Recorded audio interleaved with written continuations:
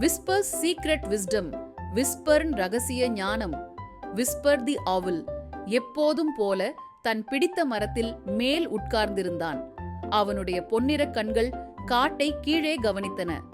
காட்ல ஒவ்வொரு நாளும் புதுசா ஏதாவது கற்றுக்கலாம், அவன் நிதானமா நினைத்தான். அங்கே ஹாப்பிட்டி வந்தான். ஹை விஸ்பர், இன்னைக்கு என்ன யோசிக்கிறீங்க என்று கேட்கிறான்.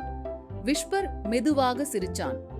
இந்த காட்டுக்கு இருக்கு ரகசியங்களை பற்றி தான் யோசிச்சு கொண்டிருந்தேன். பார்த்தா ஒவ்வொரு இடமும் ஒரு கதைய சொல்லுது. ரகசியமா? ஹாப்பிட்டி கேட்டான்.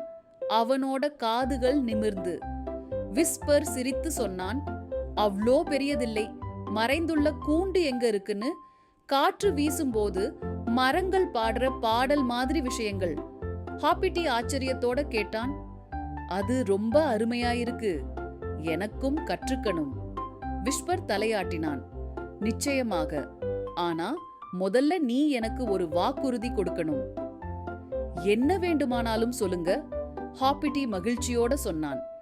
இந்த காட்டையும் இதோட கதைகளையும் அன்போட மரியாதையோட பார்த்துக்கணும். ரகசியங்கள் அன்போட பகிர்ந்தால்தான் விலை மதிப்பு இருக்கு.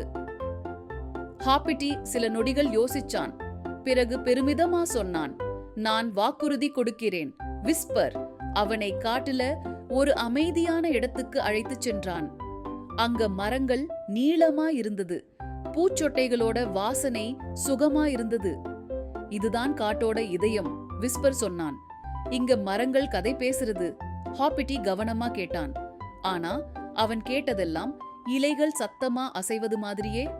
நான் எதுவும் கேட்கலே, அவன் குழப்பமா சொன்னான். விஸ்பர் மெதுவா சிரிச்சான். காதால மட்டும் கேட்க கூடாது, இதயத்தால கேளு. ஹாப்பிட்டி கண்களை மூடி உள்ளிருந்து கேட்கத் தொடங்கினான்.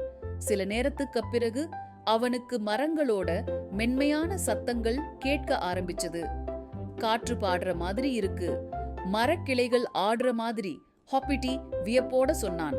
விஸ்பர் தலையாட்டினான். மரங்கள் ஜீவனுள்ளவை.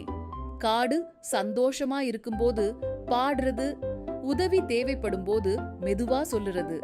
அடப்பாவி, மரங்கள் பேசும்னு எனக்கு தெரியவே இல்ல, ஹாப்பிட்டி வியப்போட சொன்னான். இது ஒரு ரகசியம்தானா? விஸ்பர் சிரித்து சொன்னான். ஆம், ஆனா இன்னொரு ரகசியமும் இருக்கு. இந்த காட்டுல இருக்க எல்லா கதைகளும் ஒன்று கூடின கதைதான். ஒவ்வொரு இலை, கல், விலங்கு, நம்ம எல்லாரும் ஒரு கதையில்தான் இருக்கோம். ஹாப்பிட்டி சுற்றி பார்த்தான்.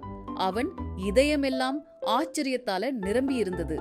அப்படின்னா இப்பவும் காடு ஒரு கதை சொல்லுதா? ஆமாம், விஸ்பர் மெதுவா சொன்னான். அந்த கதையில நீயும் இருக்க ஹாப்பிட்டி, நம்ம எல்லாரும் இருக்கோம். ஹாப்பிட்டி சிரிச்சான். நன்றி விஸ்பர். அவன் துள்ளி துள்ளி போன போது அவனுக்குள் ஒரே ஒரு உணர்வு. இந்த உலகம் நம்ம யோசிக்கிறதுலயே அதிகம் அற்புதங்களோட நிரம்பி இருக்கு. பாடம், உலகம் முழுக்க கதைகளே. நீங்க இதயத்தால கேட்க ஆரம்பிச்சீங்கன்னா அந்த கதைகள் உங்களை தேடி வரும். If you like this adventure, don't forget to tap the like button. Subscribe to Hoppity Sun for more gentle stories every week. Hoppity's giggles, Hoppity's run. Let's all play at Hoppity Sun.